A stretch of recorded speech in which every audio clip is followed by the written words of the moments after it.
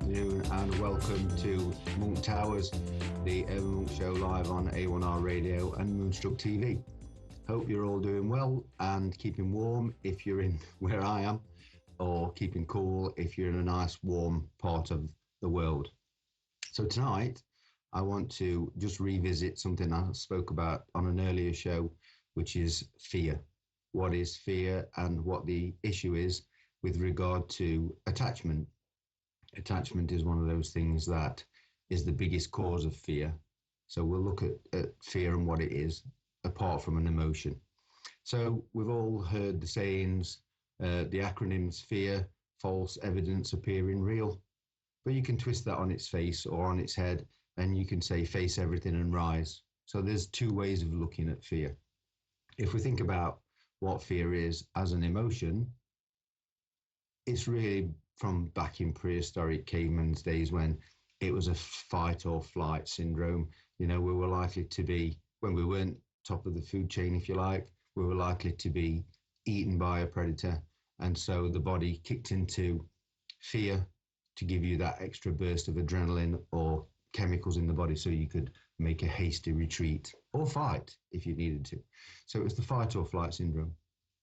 And most countries today and most civilized parts of the world, if you like, we don't run the risk of being eaten by a predator or murdered in our sleep. So it's things that occur in everyday life that create that fear, fight or flight syndrome, and the chemicals that are released, which, as we know, alter the vibrational level of the body and go on to cause illness and other issues, if you like. So realistically, fight or flight syndrome for us as humans today is really unnecessary. And so other things in life, attackers, if you like, the problems at work, the deadline that we have to meet, the fear of losing our house, and on a topical subject, the fear of putting on the heating. There's a worldwide cost of living crisis. You know, in the UK, it's no different. And so people I speak to on a daily basis are afraid to put on the heating. They need to make a choice. Do I eat or heat? Well, realistically, the only thing that we can worry about is right now. And so if we let the fear of the utility companies cutting us off, then that's going to cause more problems than it is just facing the reality day by day. A close friend of mine, a client, but a close friend, was sat, head in his hands, don't know what I'm going to do, I don't know I'm going to pay my bill, I don't know what I'm going to do. And really, all I could do was say to him, just deal with it, just deal with it today. Give the utility company a call. Yeah, but they won't do this and they won't do that. Have you rang them? No, I haven't. Well, give them a ring and see what will happen. And again, he did. He listened to what I'd got to say. He gave them a call and managed to reduce his utility bills by nearly 50% in the short term, but until he can get over this kind of issue, which gives him more money for, presents for Christmas and for the holiday season. And so he left that phone call feeling elated and happy, where before he'd been beside himself. So it's that kind of worry about things that are to come, or we imagine they are to come, which, as I've spoke about before, I call catastrophizing. We think about an issue that might be bad, really bad. And so we kind of act in a way to try and prevent that from happening, but we do it through worry or through fear instead of just being present, being in the moment and dealing with it here and now if we can. If we can't, we accept the worst that can happen and we do everything we can in the present moment to stop that from happening. We don't behave in a way that we think is going to stop it from happening. Bury our head in the sand. We don't run away from it. We speak to people, we are present, and we trust the universe will provide. So it's like the attachment. If he wasn't worried about the utility bills, why would he be that concerned about losing, having his power cut off? Ultimately, that will lead to being in debt. Ultimately, that will lead to him losing his house. So the attachment to his house is the thing that causes him to catastrophize and worry. But today, he makes the phone call. He doesn't lose his utility. He doesn't lose his house. And so everything was okay by not being attached, by considering, and it's going to sound quite severe and bizarre, by considering the fact that he may lose his house. If he can accept that that's the worst possible outcome, nobody died, he's not going to go to prison, he can pick himself up and start again. It's the thought or the fear of starting again that make people start to panic. It's the attachment to the house that makes him worry. Worrying about losing that makes him start to panic. The fight or flight situation kicks in, the adrenaline starts to flow, the chemicals start to flow. We find that we don't need to run away from a marauding saber-toothed tiger. And so all it does is alter the vibrational energy or level of the body. And that, as I've said before, as we now know, creates illness. But if we face everything and rise, we face the possibility that he might lose the house. We accept the possibility that he might lose the house, and we rise to the occasion, if you like. We rise to the challenge of dealing with it by being present, by allowing everything to happen. Do nothing, remember, and nothing remains undone. It's one of those weird sayings. It's almost like a double negative. So if you do nothing, nothing remains undone. Therefore, everything takes place as it should. Attachment is the same in personal relationships. We have a fear of losing a loved one, and we panic about that. We catastrophize about that. We make sure that everything's okay. The roads are icy, so we take extra care to make sure the person leaving the house is ultra safe. Ring me when you get to work, because I'll worry that a situation has arisen.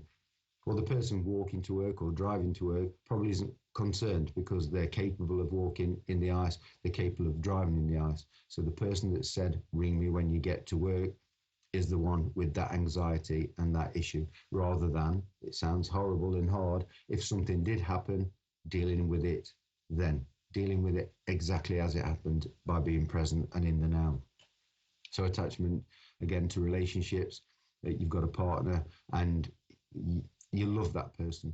So it's the attachment to that person that makes you fear losing them. So you kind of change your personality. You become what you think they want you to be in order to keep them. It's more important that you think about yourself. Be who you are, be true to who you are, and don't catastrophize. If something happens within that relationship, accept the worst that can possibly happen. You may have to start again. We start again. Nobody died. Nobody went to prison. Nobody held a gun to your head. And so it sounds quite callous and cold, but you are the most important thing in your life. Your vibrational energy is the most important thing in your life. And if we exude gratitude and love and appreciation, what I've said before, we vibrate at those levels, guess what the universe gives you?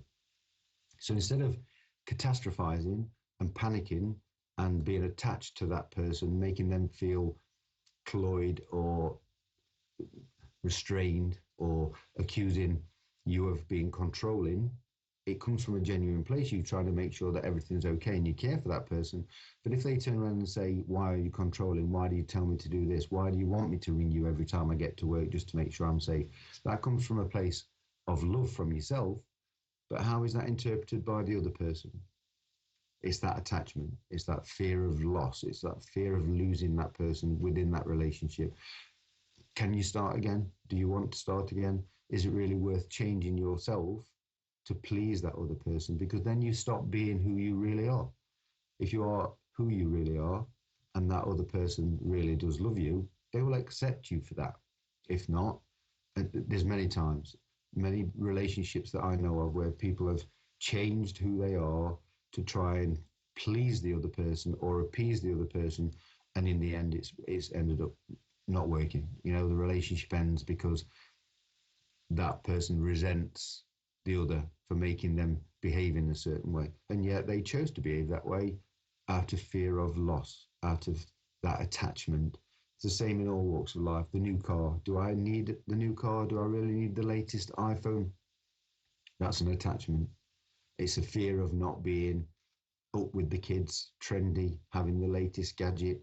We all spend time putting ourselves out there to get things instead of thinking about our own personal mind space, our energy, our mindfulness, our silence, our presence, our gratitude. Just be today, just be in the moment, just be conscious of that.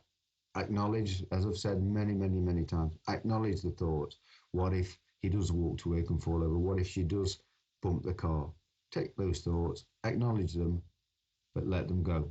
Don't identify with them. Don't catastrophize. Don't be attached. It's nice to love something. It's nice to love someone, but love starts inside. Love starts in yourself. And I was told many, many years ago, and I couldn't really kind of get my head around that. If you love yourself, brackets, arrogance, close brackets, if you love yourself more than anything else, then you have untold amounts of love to give to other people. You have to be confident in yourself. You have to love yourself first before you can love someone else.